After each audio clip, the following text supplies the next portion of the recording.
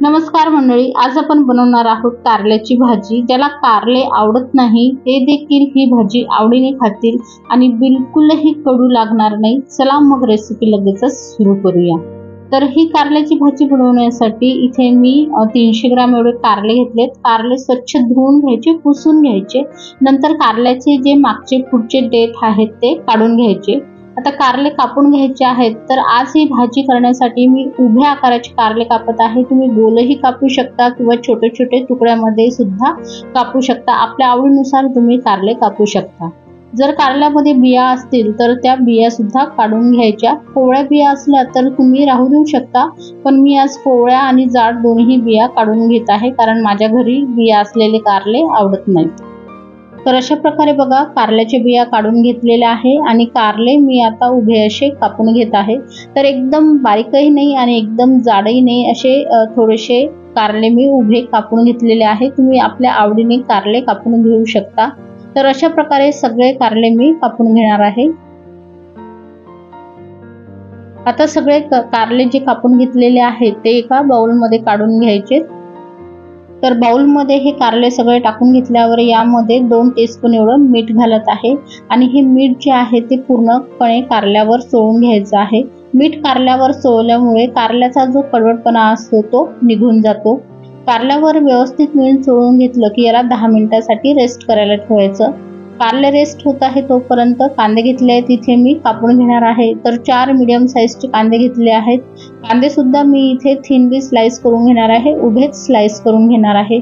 तुम्ही आपल्या आवडीनुसार हे कांदे स्लाइस करून घेऊ शकता, चौकोनी पण कापू शकता। तर अशा प्रकारे कांदे ही स्लाइस झालेले आहेत। 10 मिनिटांनंतर कारल्याला थोडं पाणी सुटलं आहे।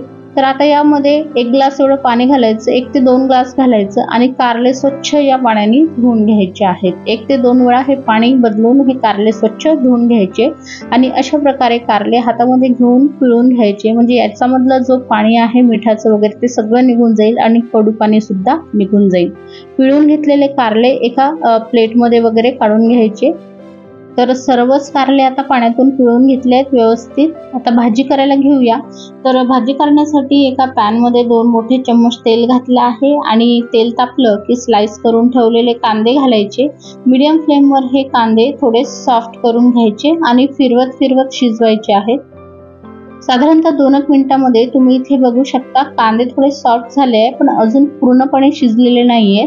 या स्टेजला इथे मीठ घालायचं आहे। मीठ घातल्यामुळे कांदे लवकर शिजतात। मीठ घातल्यानंतर म्हणजे जेवढं कारल्याच्या भाजीला मीठ लागते तेवढं या स्टेजलाच टाकायचं आहे। आपण कारले मिठाने धुवून पण घेतले होते, त्यामुळे थोडं बेतानेच मीठ घालायचं। मीठ घातल्यामुळे कांदे लवकर शिजतात। तुम्ही इथे बघू शकता कांदे शिजलेले आहेत आणि कलर सुद्धा चेंज झाला आहे। आता या वेळेला मी 1 टेबलस्पून एवढं इथे लसण आणि जिरं कुटून घेतलंय खलबत्त्यामध्ये ते घालत आहे।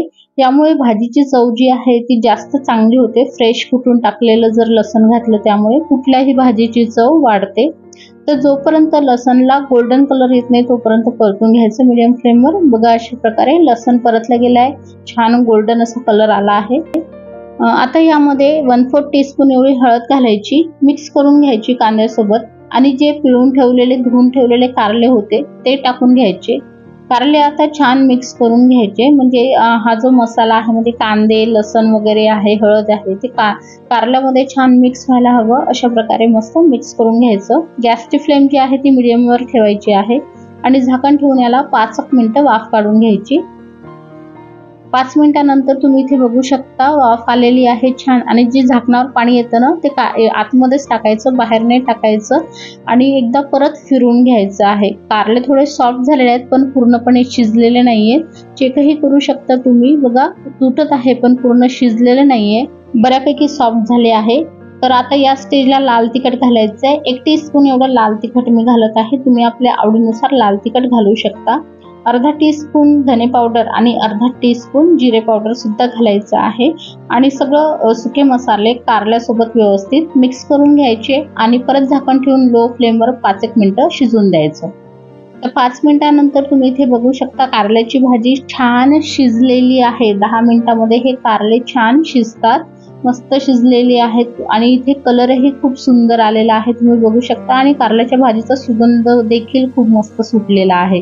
तर शेवटी यामध्ये मी गूळ घालत आहे 1 टीस्पून एवढा। तसं ही गूळ न घालता ही भाजी कडू लागत नाही, पण माझ्या मुलीला गूळ घालून आवडते म्हणून मी गूळ घातला आहे।